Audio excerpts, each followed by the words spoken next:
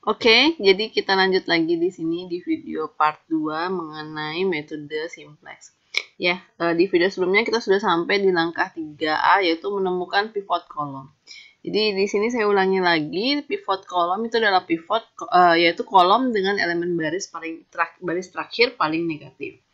Jadi kita lihat di tabel atau matriksnya tadi, kita lihat di baris terakhir. Di baris terakhir yang ini yang paling bawah. Yang manakah yang paling negatif atau negatifnya paling besar?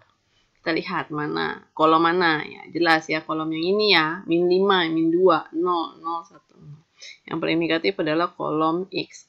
Maka kolom ini disebut dengan pivot kolom. Oke, jadi ingat untuk cari pivot kolom, lihat baris terakhir yang paling negatif. Maka itulah pivot kolomnya. Kemudian langkah ketiga B itu kita menemukan rasio, yaitu kolom paling kanan yang tadi kita masih kosongkan ya. Jadi itu rasio adalah kolom hasil dibagi dengan elemen pada pivot kolom. Jadi masing-masingnya ya. Jadi kita sudah tahu ini adalah pivot kolom adalah kolom X, kemudian hasilnya ini sudah masing-masing, maka ini adalah hasilnya. Rasio adalah hasil dibagi dengan elemen pada pivot kolomnya ya. Jadi ini masing-masing barisnya ya. Jadi baris pertama rasionya adalah 240 dibagi 4 yaitu 60. Baris kedua adalah 100 dibagi 2 yaitu 50. Baris terakhir adalah 0 dibagi min 5 hasilnya 0. Oke, tidak susah kan untuk mencari rasio. Kemudian yang langkah 3C yaitu kita temukan pivot baris.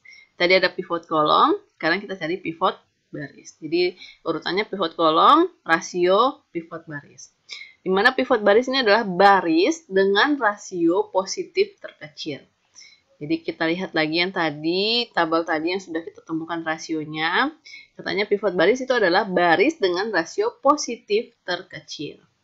Jadi positif terkecil kita lihat di sini, rasionya ada 60, ada 50, dan ada 0. Yang manakah yang positif terkecil antara 60, 50, dan 0?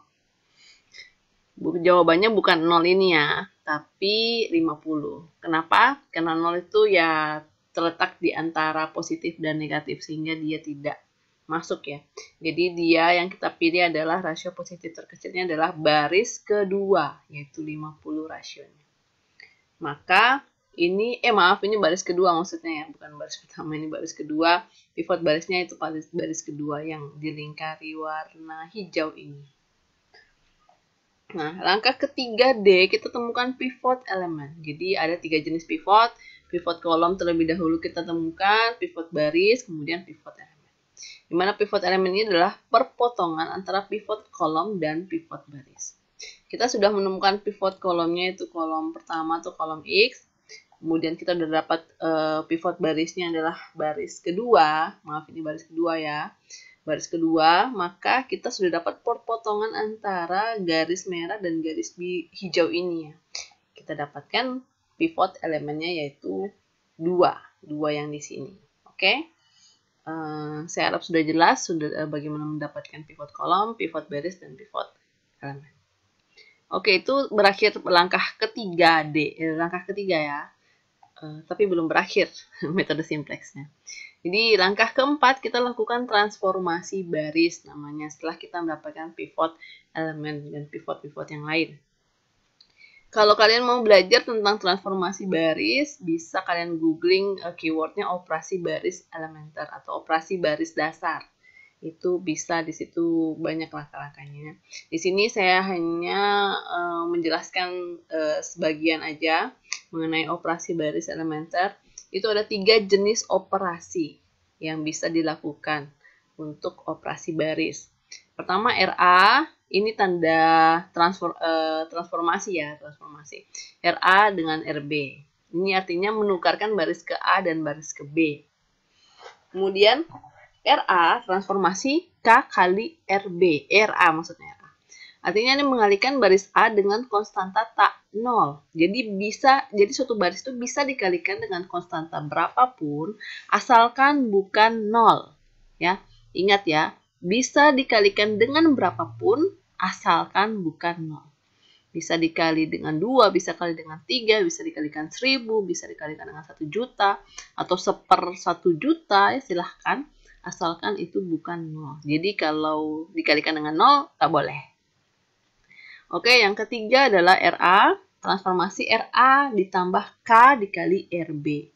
Artinya suatu baris RA ini bisa berubah dengan menambahkan baris A dengan baris B yang sudah dikalikan dengan konstanta K.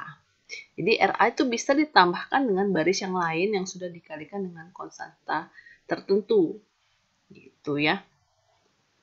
Yang jelas bukan 0 juga ya. Kalau dikalikan 0 kan ya tetap aja ya. RA tambahan 0 kan RA juga. Jadi suatu baris bisa ditambahkan dengan baris yang lain setelah dikalikan dengan suatu konstanta tak 0. Oke, itu sekilas tentang operasi baris elementer. Kita cobakan saja ke metode simplex ini, yaitu 4A. Kita lakukan transformasi baris di mana kita ingin mengubah pivot elemen menjadi 1. Nah, ini saya lupa menjelaskan, ini transformasi artinya berubah, mengubah ya. Jadi kita mengubah baris sedemikian rupa agar mendapatkan suatu tujuan tertentu, yaitu kita mau mengubah pivot elemen menjadi 1 ya. Ini langkah keempat A. Jadi nanti ada 4B juga ya. Jadi langkah pertama adalah mau mengubah pivot elemen menjadi 1. Yang mana pivot elemen kita tadi? Masih ingat ya yang ini ya. Yang ini adalah pivot barisnya dimerahkan. Ini adalah pivot elemennya. Kenapa ini dimerahkan? Karena ini adalah operasi baris. Nanti ini akan menjadi patokan atau acuan. Ya, karena ini adalah pivot baris. Ya, kita lihat di sini pivot elemen kita masih 2. Kita mau mengubah ini agar menjadi 1. Ya, kenapa? Kalau pertanyaannya kenapa pivot baris harus pivot elemen dijadikan 1? Ya karena dia menjadi acuan bagi yang lainnya. Gitu. Jadi kita menjadikan dia 1. Karena ujungnya kita juga mau mencari 1x itu berapa gitu ya. Oke, bagaimana cara mencari 2 agar menjadi 1? Ya, kita bisa memilih 3 cara tadi ya. Tapi yang paling gampang untuk menjadikan 1 adalah kita mengalihkan baris ini dengan suatu konstanta yang tidak 0. Ini dikalikan berapa biar dia menjadi 1? Ya, jelas dikalikan dengan 1/2 ya. Atau boleh kalian kalau bahasanya dibagi 2 boleh. Ya sama aja. Bagi 2 dengan kali 1/2 itu sama aja. Ya. Artinya jadi ini transformasinya adalah R2. Karena yang mau kita ganti adalah baris kedua. Transformasi 1/2 kali R2. Oke. Jadi baris kedua ini akan kita kalikan dengan 1/2. Semuanya satu baris. Ya, tidak hanya elemennya aja ya. Next, ini masih tabel yang tadi. Ini akan mau kita transformasi yang pink dengan R2 kali setengah kali R2. Ya. Jadi ini caranya 2 dikali 1/2 kan 1. 1 dikali 1/2, 1/2. 0 dikali 1/2, 0. 1 kali 1/2, 1/2. 0 kali 1/2 ya 0 juga. 100 dikali 1/2, 50. Ya. Oke, jadi ini tabel yang baru di mana baris kedua sudah berubah.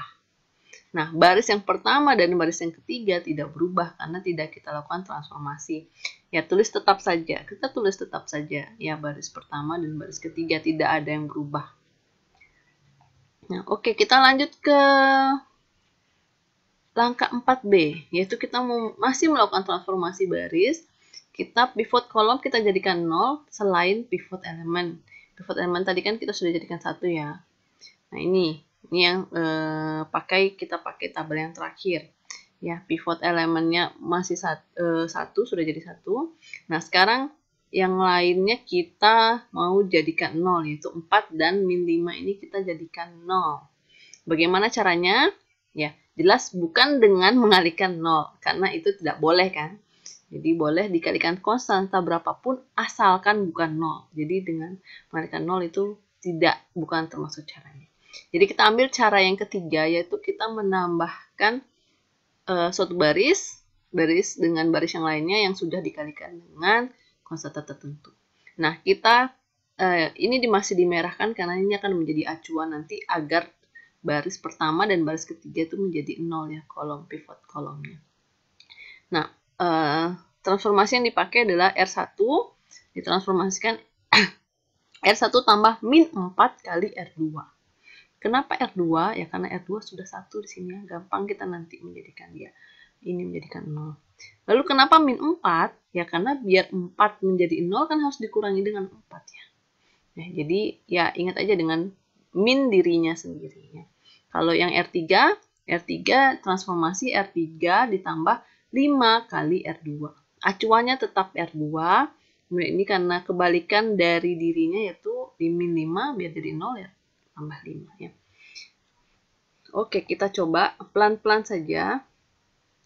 Ini yang mau ditransformasikan dengan yang transformasi pink, ini transformasi dengan warna hijau. Nah, yang kedua tetap, kita tulis saja yang kedua tetap ini ya.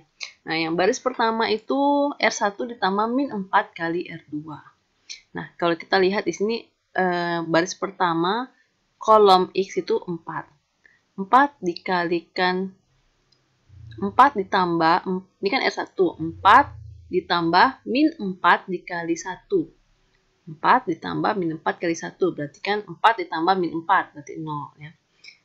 Di sini 0. Kemudian di sini 3 ditambah min 4 dikali setengah. Ini R2 ya. Atau sini aja, setengah dikali min 4 ditambah 3. Min 4 kita mulai dari kanan ini aja ya. Min 4 dikali R2-nya adalah setengah. Min 4 kali setengah berapa? Min 2. Min 2 sekarang kita tambahkan dengan R1 di Y. Min 2 ditambah 3 berapa? 1. Maka kita tulis 1. Kemudian di sini min 4 kita sekarang mau cari kolom R ya. Min 4 dikali R2-nya 0. Min 4 kali 0, 0. Tambah 1, 1. Kemudian min 4 dikali setengah, min 2. Min 2 ditambah 0, min 2. Min 4 dikali 0 ditambah 0, 0. Min 4 dikali dengan 50 itu adalah min 200. Min 200 ditambah 240, ini R1-nya. Min 200 tambah 240, maka sisanya 40. Ya, ini untuk baris pertama. Kemudian baris kedua, baris ketiga ya. Baris kedua kan tidak kita ubah lagi ya. Baris ketiga yang kita ubah sekarang. Baris ketiga R3 ditambah 5 kali R2. Kita mulai dari sini aja ya. Dari sebelah kanannya aja. 5 kali R2. 5 kali 5 kali 1, 5. Ditambah min 5, 0. Nah, kita tulis 0 di baris ketiga di tabel yang baru. Kemudian 5 dikali setengah, kan itu 2 setengah ya. Atau 5 per 2, 2 setengah. 2 setengah dikurangi 2, ya sisa setengahnya aja. Kita tulis setengah di sini. 5 kali 0 ditambah 0, ya 0 ya. R-nya 0. 5 dikali setengah ditambah 0, 5 per 2 atau 2 setengah ya di sini.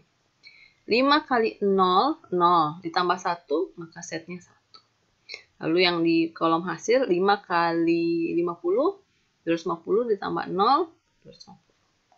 Oke, kemudian yang langkah kelima adalah cek nilai variabel pada baris terakhir. Jika masih ada nilai variabel yang negatif, maka kita ulangi langkah 3 dan 4, yaitu dari menentukan pivot kolom, pivot baris, dan pivot elemen, lalu transformasi.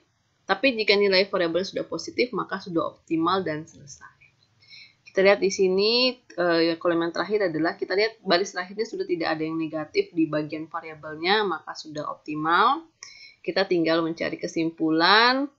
Kita cari yang sudah pernah menjadi pivot kolom, yaitu yang bernilai 010 atau 001. Seperti ini, maka X-nya punya nilai, di mana baris kedua dia satunya, maka hasilnya 50. Y-nya adalah banyaknya kursi tidak ada, karena dia tidak berbentuk 100. Sedangkan setnya keuntungannya adalah 250. Di sini ada sisa jamnya, yaitu 40. Ya. Oke, seperti itu kesimpulannya.